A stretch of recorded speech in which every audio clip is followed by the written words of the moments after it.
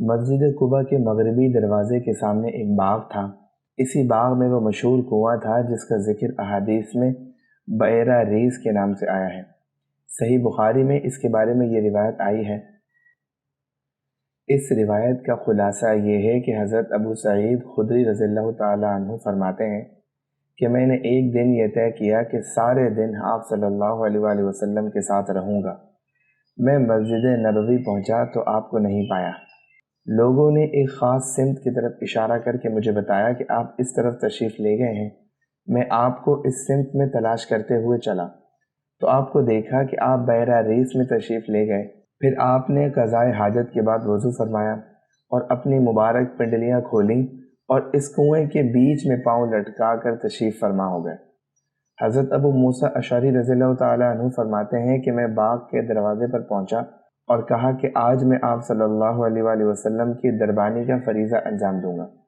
اتنے میں حضرت ابوبکر صدیق رضی اللہ تعالیٰ عنہ وہاں تشریف لائے اور دروازے کو دھکا دیا۔ میں نے پوچھا کون ہے؟ انہوں نے جواب دیا ابوبکر۔ میں نے کہا ذرا ٹھہریے۔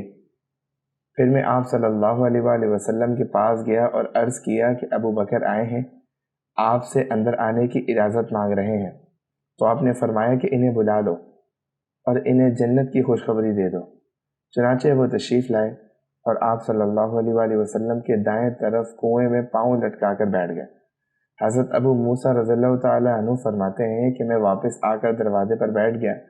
میں اس وقت اپنے بھائی کو وضو کرتے ہوئے چھوڑ کر آیا تھا۔ میرے دل میں آیا کہ اگر وہ بھی اس وقت آ جائے تو اچھا ہو، تاکہ میں ان کے لیے بھی اجازت لوں اور انہیں بھی جنت کی خوشخبری مل جائے۔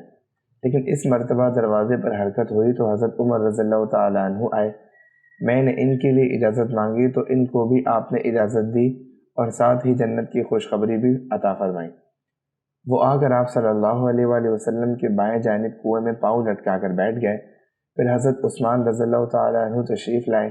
آپ نے انہیں بھی اجازت دی اور فرمایا کہ انہیں جنت کی بشارت دے دو اور اس کے ساتھ ایک آزمائش کی بھی جو انہیں پیش آئے گی۔ اب آپ صلی اللہ علیہ وآلہ وسلم کے پاس بیٹھنے کی جگہ نہیں رہی تھی، اس لیے وہ آپ کے سامنے کی طرف کنویں میں پاؤں لٹکا کر بیٹھ گئے۔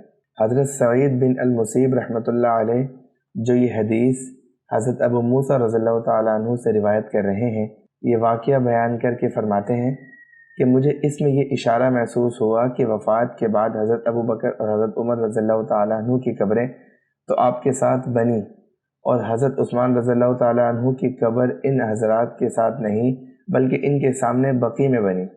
حضرت والد صاحب رحمۃ اللہ علیہ جب اس کنویں کے پاس پہنچے تو آپ بھی اس میں پاؤں لٹکا کر بیٹھے، بھائی جان بھی، اور ان کی تقلید میں نے بھی ایسا ہی کیا۔ اس کنویں کی دوسری خاص بات یہ تھی کہ آپ صلی اللہ علیہ وآلہ وسلم نے خطوط بھیجنے کے لیے ایک انگوٹھی بنوائی تھی جس پر محمد رسول اللہ کے مبارک الفاظ نقش تھے۔ آپ کی وفات کے بعد یہ انگوٹھی حضرت ابوبکر صدیق رضی اللہ تعالیٰ عنہ کے پاس رہی، پھر حضرت عمر رضی اللہ تعالیٰ عنہ کے پاس آئی، اس کے بعد حضرت عثمان رضی اللہ تعالیٰ عنہ کے پاس رہی۔ صحیح بخاری میں ہے کہ ایک مرتبہ حضرت عثمان رضی اللہ تعالیٰ عنہ یہ انگوٹھی پہنے ہوئے بئر ریس پر بیٹھے اور ہاتھ سے انگوٹھی نکال کر اسے الٹنے پلٹنے لگے۔ اتنے میں وہ انگوٹھی کنویں میں گر گئی۔ حضرت انس رضی اللہ تعالیٰ عنہ فرماتے ہیں کہ اس کے بعد ہم 3 دن تک اسے کنویں میں تلاش کرتے رہے، وہ نہ ملی تو حضرت عثمان رضی اللہ تعالیٰ عنہ نے کنویں کا پورا پانی نکال کر دیکھا، تب بھی وہ نہ مل سکی۔ صحیح بخاری اس لیے اس کنویں کو بئر الخاتم، انگوٹھی کا کنواں بھی کہا جاتا ہے۔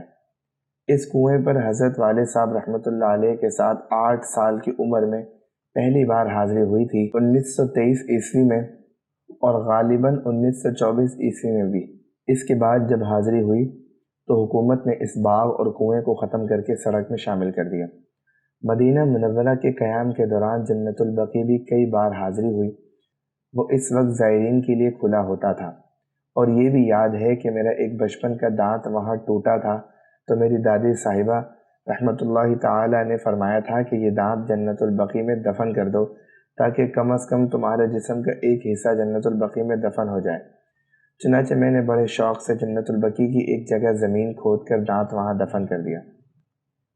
اس سفر حج کی بس یہی کچھ باتیں ہیں جو دھندلی یاد رہ گئی ہیں، اور اس کے بعد واپسی میں سفینہ عرب کا سفر، اور یہ بات بھی کہ جہاز کے سفر ہی کے دوران یہ خبر ملی کہ پاکستان کے پہلے وزیر اعظم جناب لیاقت علی خان صاحب مرحوم کو راولپنڈی کے کمپنی باغ میں شہید کر دیا گیا۔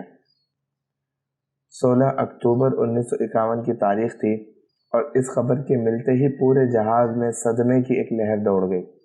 میں نے حضرت والد صاحب رحمۃ اللہ علیہ کی آنکھ میں بھی آنسو دیکھے۔ حضرت مفتی محمد حسن صاحب رحمۃ اللہ علیہ کے خلیفہ حضرت حاجی محمد افضل صاحب رحمۃ اللہ علیہ بھی اس جہاز میں ہم سفر تھے، اور جب وہ خبر پہنچی تو وہ حضرت والد صاحب خود سے سرہ کے قریب بیٹھے ہوئے تھے، وہ بھی آبدیدہ تھے، اور بار بار یہ جملہ ان کے زبان پر تھا کہ اللہ تعالیٰ کی مشیت ہے۔ حضرت والد صاحب رحمۃ اللہ علیہ بھی یہ لفظ بار بار دہراتے تھے، اور مجھے یاد ہے کہ یہ لفظ میں نے سب سے پہلے اسی وقت سنا تھا۔ جہاز کا جھنڈا کئی دن سرنگوں رہا، یہاں تک کہ جہاز کراچی کے ساحل تک پہنچ گیا۔